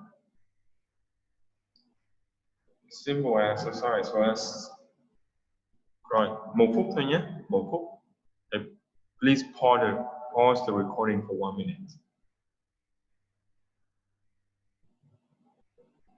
Okay, so 1 minute is done. Let's do it. Be, get, go, grow up, have, live. Born, tính từ born, sinh ra, mà cái tính từ thì phải có động từ to be. To be, yeah. But I was born. I in a big city with my brother and two sisters. Trong một thành phố lớn có anh và 2 em gái. Vậy thì get, no, go, grown up, lớn lên, rồi lớn lên trong một thành phố lớn. Quá khứ, growed up. I to my first school when I was 4 years old. Course must be go, right? Go to school. But now went to school. I a bicycle from my parents when I was 7. I get have or leave. Có thể là have rồi thôi. Có cái xe đạp từ bố mẹ đúng không? I have.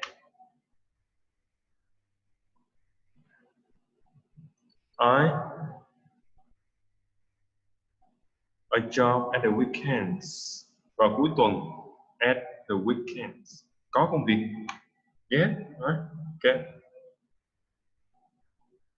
Có thể là giữa số 4 và số 5 này. Had. Maybe I had a job. Or I got a job. Cùng xem nào. Cái nào sẽ đúng hơn. Bình thường thì hai cái hàng này có thể thay thế nhau qua nhau được. Nhưng sẽ xem về mặt ngữ pháp. Hai cái này. Cái nào đúng hơn nhé. I leave home. Từ rời khỏi nhà. Đúng không nào? I left. Quá khứ của leave. Rời khỏi là left. Yeah, that's correct. So I got a bicycle and I had a job. Tôi có một công việc. Okay.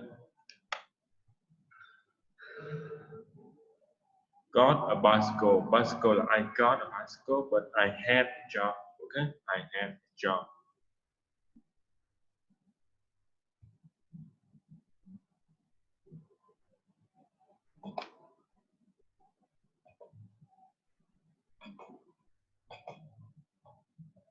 Rewrite the sentences in exercise 6 so that they are true for you. Đúng với bạn thì bạn viết lại câu này.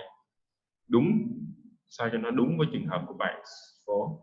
So I was born in. Bạn được sinh ra vào năm nào? I live in. Bạn sống ở đâu? Với ai? In. I went to my first school when I was mấy tuổi? I from my parents when I was 7. Có xe đạp không? Có xe đạp không? Không thì phủ định lại. Từ ai? Khi nào? When I was at the weekends. Cuối tuần bạn có cái gì? Có đi làm không? I home when I was 16. Rời khỏi nhà vào năm mấy tuổi? Rời khỏi nhà vào năm mấy tuổi? For example, like this one, I didn't grow up in a big city. Người này phủ định lại câu số 2. I grew up in a small town. Tôi lớn lên trên một thị trấn nhỏ thôi. In a small town. See? Rồi chúng ta cũng đã xử lý xong cái phần này rồi. Okay. Phần ngữ pháp này chúng ta cũng đã làm hết rồi. Và cái bài tập ở trang 168 lúc này thầy và các bạn cũng đã cùng làm rồi. Rồi. Complete this conversation with did or didn't.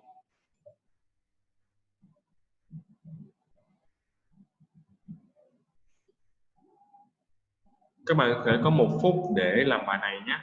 1 phút thôi. Sau đó chúng ta sẽ cùng nghe băng và cùng check đáp án lại. Bạn sẽ bấm dừng ngay tại bây giờ.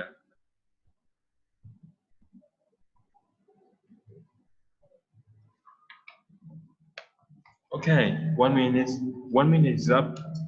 Now let's listen to this conversation and check your answers. Track 62, Unit 6B. Hi, how was your weekend? It was great, thanks. What did you do? I went to Birmingham. Oh, did you go shopping? No, I didn't. I went to the museum. Oh, right. What did you see there? An exhibition about the lives of people from the 15th century. It was fantastic. Did you go with anyone? I didn't go to the museum with anyone, but I met an old friend afterwards for lunch.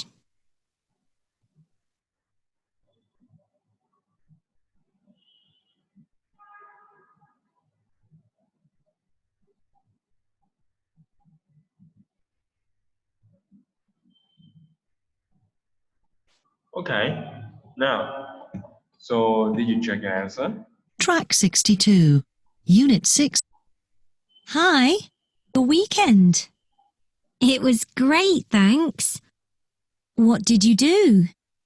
I went to Birmingham. What did you do? What did you do? Oh, did you go shopping? Did you go shopping? Did you go shopping? Did you go shopping? No, I didn't. No, I didn't. I didn't. Okay? No, I didn't. I went to the museum. Oh, right. What did you see there? What did you see there? Right? What did you see there? An exhibition about the lives of people from the 15th century. Okay? Now, for this sentence, please pay attention to the word exhibition. So, we have this word right here. Exhibition. Exhibition. The H sound is silent. Here. Âm H là âm câm. Exhibition. Exhibition. Like a gallery. Like a gallery. Một cái buổi triển lãm about the lives of people from the 15th century. It was fantastic. Did you go? It was fantastic. It was fantastic. Fantastic. Be careful with this word, okay? Fantastic. Wonderful. Tuyệt vời. Fantastic. Did you go with anyone? Did you hear that? Did you go with anyone? Dick. Did you go with anyone? Did you go with anyone? Did you go with anyone? Oh, yeah. We have to put it in the uppercase. Từ khoa. Did you go with anyone? I didn't go to the museum with any. I didn't. Okay. I didn't. Vậy, did or didn't, right? Các bạn lưu ý khi đọc did á, didn't á, và phủ định của did á, thì nhớ là didn't, tức là thường. Usually, native speaker will pronounce it as didn't, okay? Not usually didn't, but didn't, okay? They make a sound from their throat, họ làm cái âm cuối từ cổ họng ha. Didn't, chứ không phải là didn't nhé. Thường họ sẽ đọc như thế thì kiểu số 1 á, cho nó nhanh và cho nó thì nó sẽ qua nên you should practice like that so that you will be more familiar with the words when the native speakers say it. Khi mà người nước ngoài nói những cái từ như thế này như là didn't á, thì bạn sẽ nhạy hơn ha, bằng cách là bạn chịu khó luyện tập và nói như vậy luôn ha. Cái từ này didn't. Let's see what else do we have to do here.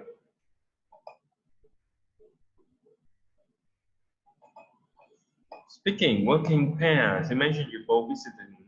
Oh, so this is a pair work. I cannot do it for you. Write 6 short sentences about what you did yesterday. Hãy viết 6 câu về những gì bạn đã làm vào ngày hôm qua.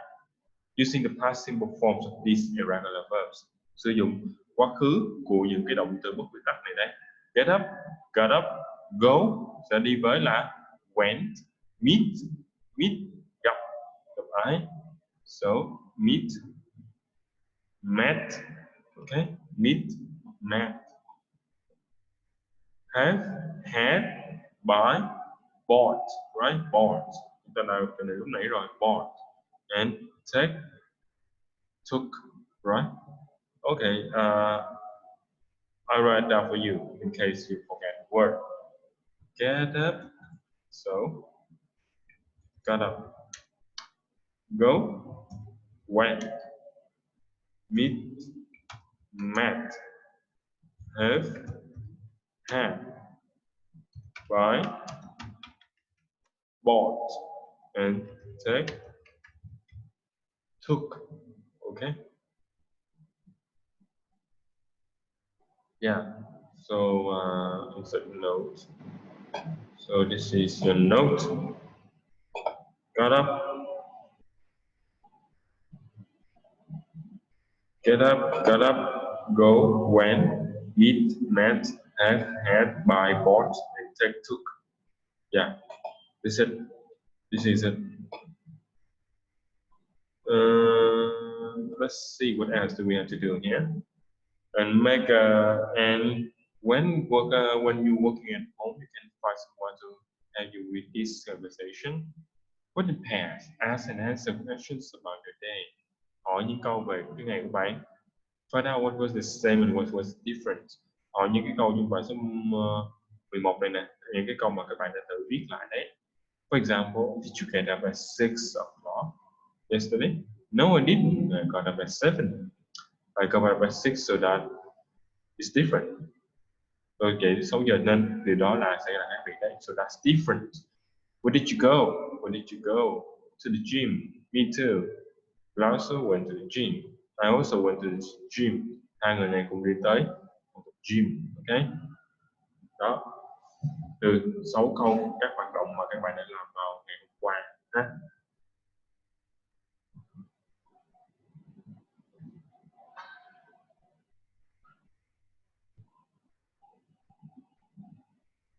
Chúng ta còn một ít thời gian thì thầy sẽ đi qua một phần trước của bài C, 6C.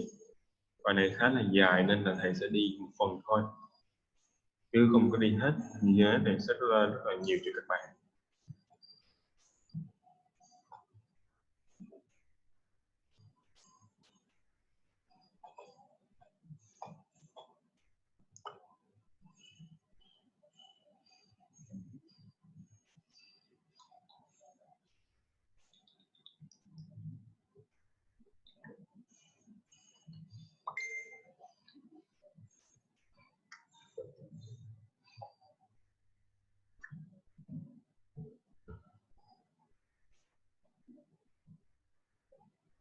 Now, look at the sentences about what someone did last week. Complete the sentences with these verbs. Đây là những thứ mà ai đó đã làm hồi trước. Hoàn thành nào. Put the verb into the sentences. Make. Chúng ta có cái động từ may là từ make đúng không nào? Make. Post thì quá khứ của nó chắc chắn là posted đấy. Posted đăng lên đúng không? Chúng ta rất gần gũi với cái động từ này gần đây. Posted. Took, right? Took. Wear, wore, mặc đồ đấy, mặc đồ hay là đeo trang sức lên cũng dùng động từ này luôn. Wear, wore, okay? Write, viết và wrote là viết, write, wrote. Now from number 1, you have 1 minute to complete. Just 30 seconds. Yeah, just 30 seconds. Pause the recording video recording for 30 seconds and do this one, please.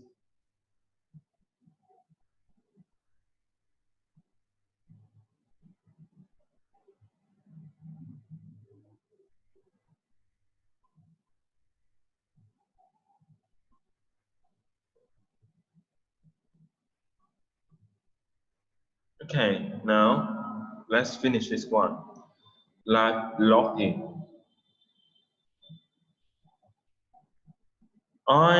My diary, nhật ký, nhật ký. So my diary, made, posted, took, wore, wrote. So this one should be I wrote, right? Tôi đã viết nhật ký của mình, right? So should be this one. I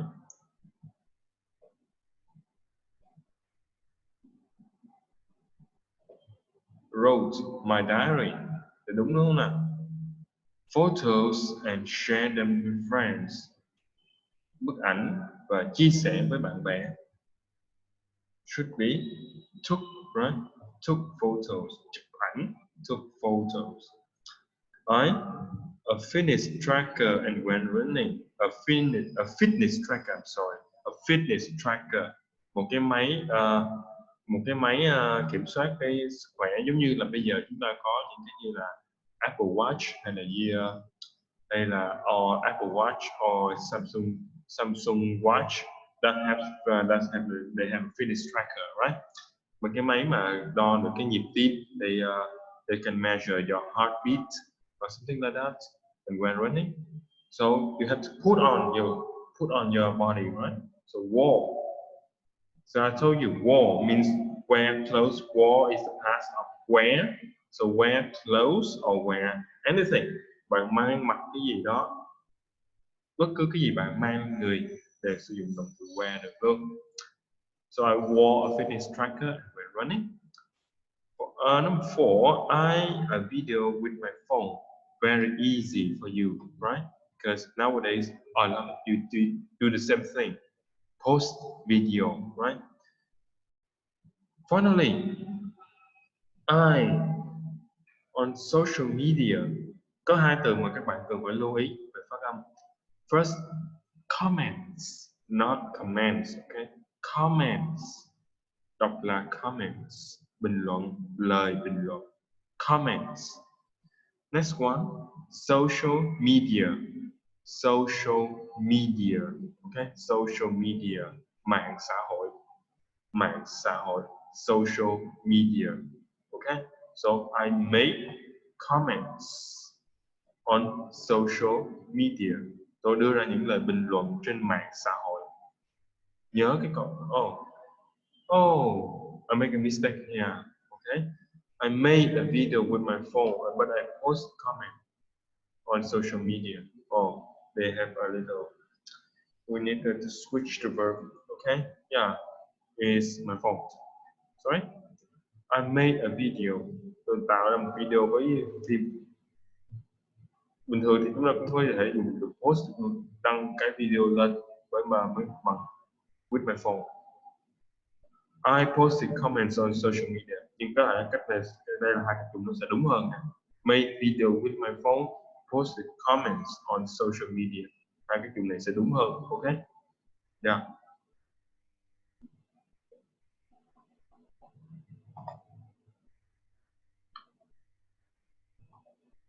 To do what to do.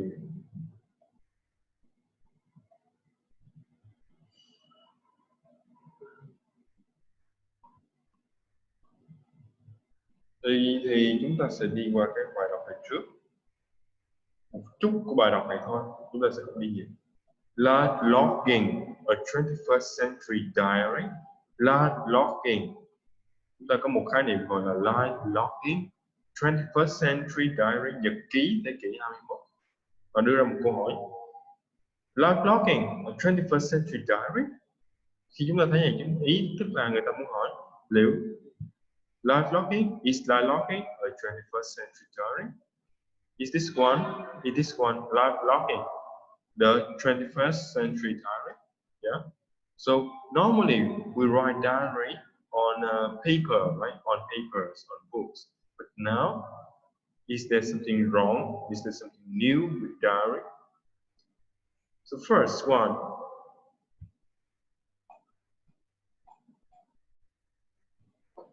So they ask us. So we will only do exercise number 3. Okay. Read the article and match the paragraphs to the topics. This is the basic ones. Đọc đoạn văn và cho biết đoạn văn nào dính với cái topic nào. Topic của mỗi đoạn văn như đây. So we have 1, 2, 3, and 4. So we will find. Chúng ta sẽ so we will skim this passage to find the basic ideas about this article. Chúng ta sẽ tìm hiểu ý sơ lược về nội dung chính của này thôi. Chúng ta chưa đi sâu vào cái nội dung và nội dung chi tiết ha. Chúng ta không đi sâu vào nội dung chi tiết và nội dung chính mà thôi. So first we need to read topics. There are 4 topics for us. The first lab logger.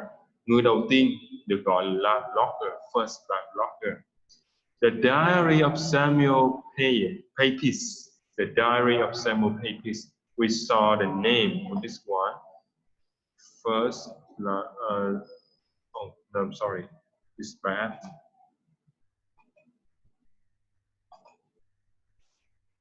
Should be this one. First life logger. The first one. Người đầu tiên được gọi là life logger. The diary of someone named Samuel Pepys. Cái nhật ký của một người tên là Samuel Pepys. People who write a diary today. Người viết nhật ký ngày nay. People write diary and today. See? Life logging today and in the future. Life logging today and in the future. Life logging today, in the future. Ngày nay và tương lai. Được chưa? Đó là nội dung. That's the idea of these four topics. Now, để tìm được cái nội dung chính, so to find topic, to match topic with each paragraph, we must usually people have to find the main idea of the paragraph first, of the paragraph. Then, after we do this, we will skim this one, only skimming.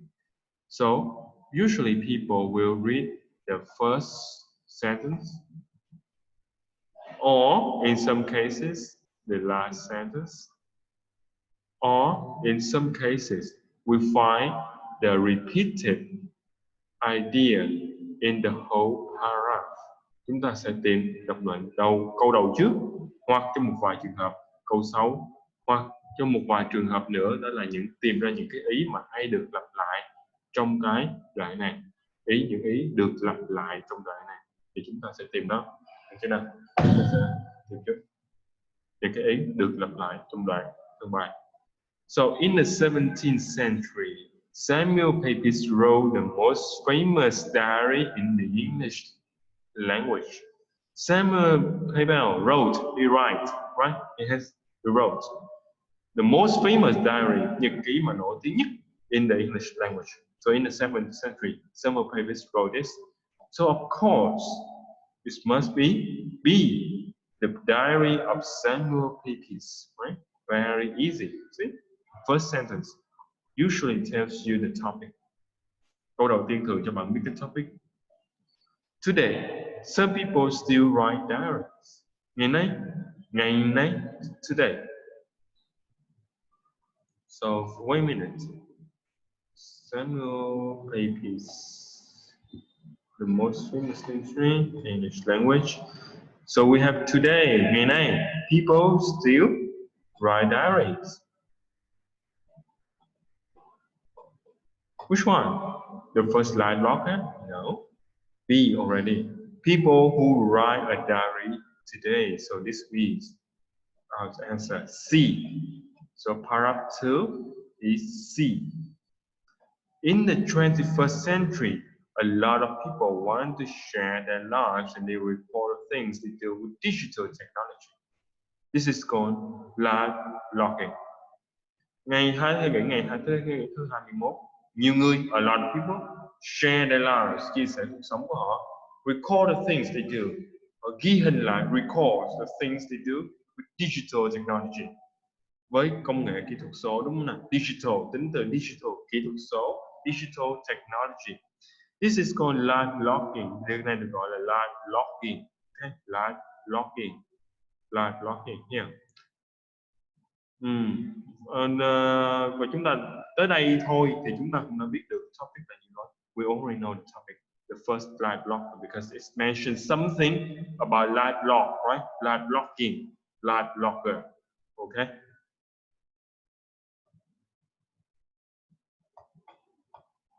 Because you will ask me, some of you will ask me, why not D, live blogging today and in the future? Because this also mentions live blogging, see? A and D. Cả hai đều nói về live blogging. Tại sao các bạn hỏi thầy tại sao không phải là D? Tại vì sao? Today and in the future. But yeah,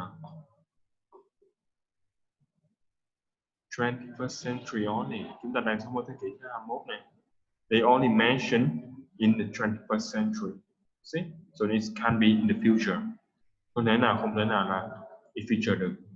So paragraph 3 must be the first live blogger. And of course, lab blocking today and in the future should be for paragraph D, the final paragraph. Just today, we see the word today. Now first, I must make some highlights here called live blogging in the 21st century.